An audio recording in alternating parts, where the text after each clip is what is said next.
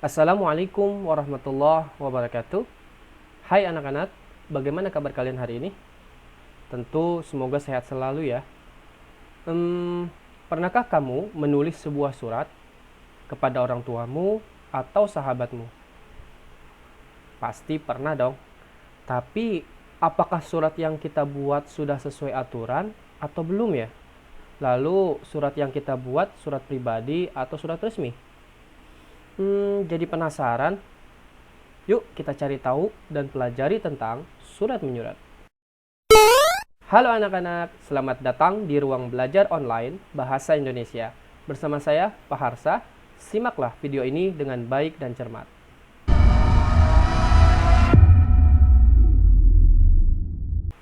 Anak-anak, kita akan membahas materi pada bab 3, yaitu berkorespondensi dengan surat pribadi dan surat dinas. Dan bahas tentang A. Mengenal dan memahami surat. Nah, apa artinya surat?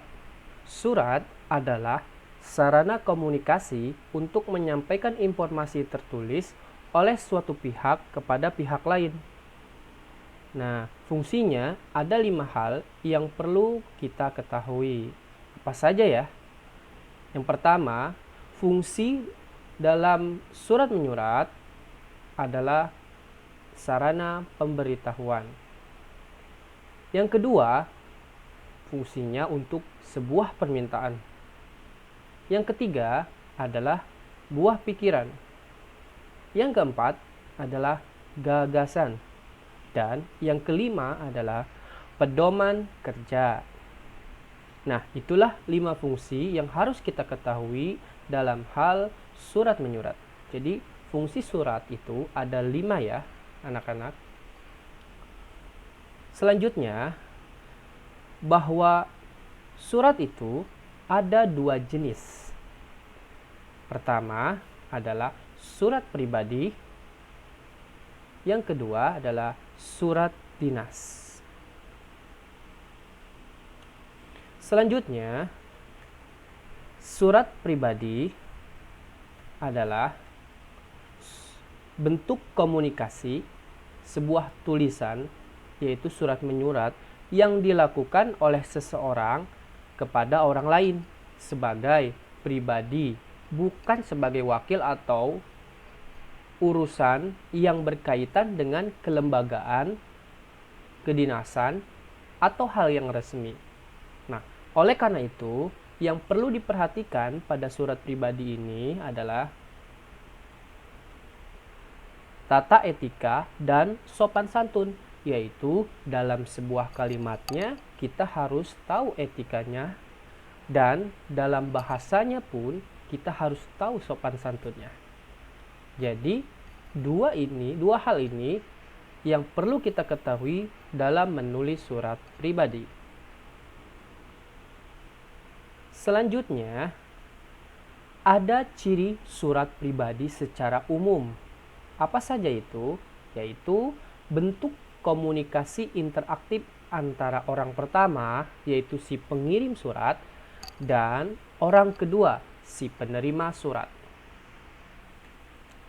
Selanjutnya adalah adanya unsur-unsur dalam surat pribadi, yaitu tanggal surat, alamat surat, pembuka surat, pendahuluannya, isi dan penutup surat. Selain itu, ada nama pengirim surat termasuk tanda tangannya. Selanjutnya adalah isi surat pribadi berkaitan dengan masalah pribadi, menanyakan kabar, keperluan pribadi, dan tujuan komunikasi pribadi yang lainnya. Nah, ini adalah ciri surat pribadi secara umum. Selanjutnya, anak-anakku sekalian bisa melihat di layar kaca bahwa ini adalah contoh surat pribadi. Silakan diperhatikan baik-baik.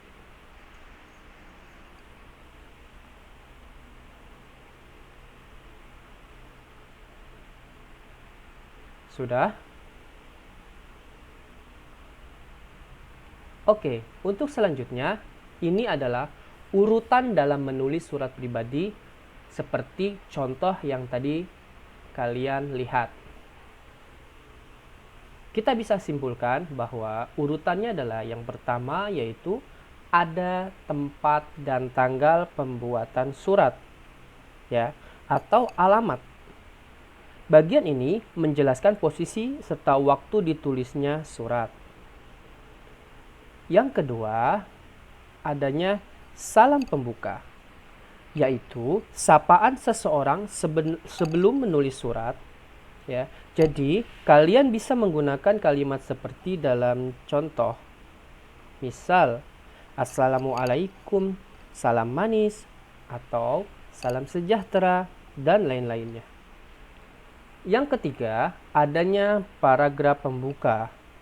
Paragraf pembuka dapat berupa pertanyaan mengenai kabar, kesehatan, keadaan, atau sekedar basa-basi. Yang keempat adalah paragraf isi. Paragraf ini berisi inti atau tujuan dibuatnya surat. Apa saja tujuan yang mungkin diungkapkan dalam surat pribadi? Nah, untuk menyampaikan tujuan atau pesan yang ingin disampaikan kepada si penerima surat secara pribadi. Yang kelima, paragraf penutup atau salam penutup. Paragraf penutup digunakan untuk mengakhiri isi surat. Biasanya paragraf ini berisi permohonan maaf, mohon diri, harapan, dan sebagainya. Selanjutnya, ciri khusus. Kalau tadi ciri umum. Nah, ini ciri khusus surat pribadi adalah bahwa surat pribadi tidak menggunakan kop surat dan tidak ada lampiran surat atau tembusan. Apa itu kop surat? Seperti ini. Atau seperti ini. Itu adalah kop surat. Ciri khusus surat pribadi selanjutnya adalah menggunakan bahasa tidak resmi. Artinya, boleh menggunakan bahasa sehari-hari kita. Selanjutnya, tidak menggunakan nomor surat dan perihal, seperti pada surat resmi. Selanjutnya adalah format yang digunakan bebas. Tidak harus ada pembuka, isi, atau penutupnya. Yang kelima, dapat menggunakan salam. Nah, ini adalah ciri khusus surat pribadi. Baik anak-anak, demikian materi yang saya sampaikan untuk kalian. Dan ini adalah tugas individu dengan kode tugasnya Bindo _soal 001 kelas 7172. Kode ini ditulis di buku tugas kalian sebelum menulis tugas. Boleh di atasnya atau di bawahnya. Bagaimana? Sudah siap untuk menjawab soal-soal berikut ini? Pertama, bagaimana urutan menulis surat pribadi? Yang kedua, mengapa menulis surat pribadi harus menyertakan salam pembuka, kalimat pembuka paragraf, dan kalimat surat? Jelaskan ya. Dan yang ketiga, tuliskan ciri isi dalam surat pribadi. Entah itu ciri khusus atau ciri umumnya. Yang keempat, buatlah satu contoh surat pribadi kepada sahabat kamu di kota lain. Anak-anak, satu soal bernilai 25 poin. Dan soal dan jawaban ditulis di buku tulismu.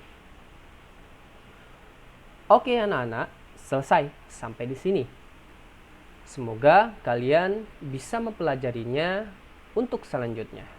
Adapun jawaban bisa kalian kirim melalui WA. Adapun nomornya sudah disampaikan di bagian depan. Terima kasih atas perhatiannya. Semoga bermanfaat untuk semuanya. Saya akhiri. Assalamualaikum warahmatullahi wabarakatuh.